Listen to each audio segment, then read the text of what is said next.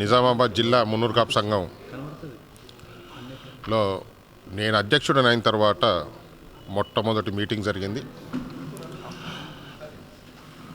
నిజామాబాద్ జిల్లాలో మున్నూరు కాపు సోదరులు సోదరుమణులందరినీ ఒక్క తాటిపైన నడిపించి వారి అభ్యున్నతి కోసం ఎంతో పాటుపడినటువంటి పెద్దలు గౌరవనీయులు మా నాన్నగారు ధర్మపురి శ్రీనివాస్ గారి బాటలో నడుస్తూ మున్నూరు కాపుల ఐక్యత కోసం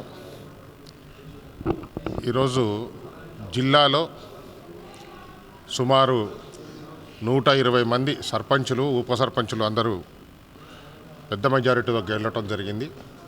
అంతేకాకుండా మా జిల్లాలోని మా సోదరుడు ఒకతను సుమారు 4000 పైచిలుకు మెజారిటీతోని స్టేట్లోనే నంబర్ 1 స్థానంలో ఒక మున్నూరు కాపు సోదరుడు కోటగిరి ప్రాపర్ నుండి గెలవటం మాకెంతో గర్వకారణం. అలాగే రుద్రూరు నుండి కూడా సుమారు 2000 పైచిలుకు ఓట్లతోని గెలవటం, వారందరినీ సుమారు 120 మంది సర్పంచులు ఉప సర్పంచులే కాకుండా కొన్ని వందలాది మంది వార్డు మెంబర్లు కూడా మున్నూరు కాపు సంఘానికి చెందిన వాళ్ళు గెలవటం జరిగింది.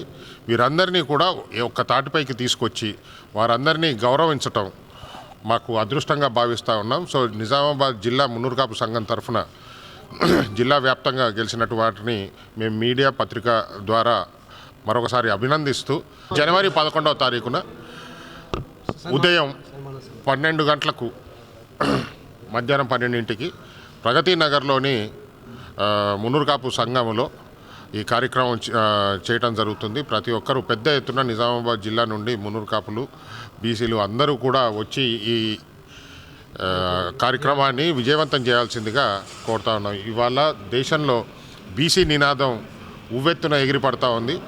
పెద్దలు గౌరవనీయులు రాహుల్ గాంధీ గారు ఈ నినాదం ఇవ్వటం జరిగింది. దాంట్లో భాగంగానే మేము ఈ మున్నూరు కాపు సోదరులందరినీ గౌరవించి రేపు రాబోయే ఎలక్షన్స్లో కూడా మున్సిపల్ కార్పొరేషన్ ఎలక్షన్స్లో ప్లస్ ఎంపీటీసీ జెడ్పీటీసీ ఎలక్షన్లో కూడా దీన్ని స్ఫూర్తిగా తీసుకొని మున్నూరు కాపులు బీసీలు అందరూ కూడా అత్యధిక సంఖ్యలో నిలబడటమే కాకుండా గెలిచి వచ్చి మళ్ళీ వాళ్ళని కూడా సన్మానం చేసుకునే అవకాశం మాకు మున్నూరు కాపు సంఘానికి నిజామాబాద్ జిల్లాకి ఇవ్వాలని చెప్పి మనస్ఫూర్తిగా కోరుకుంటా ఉన్నాం.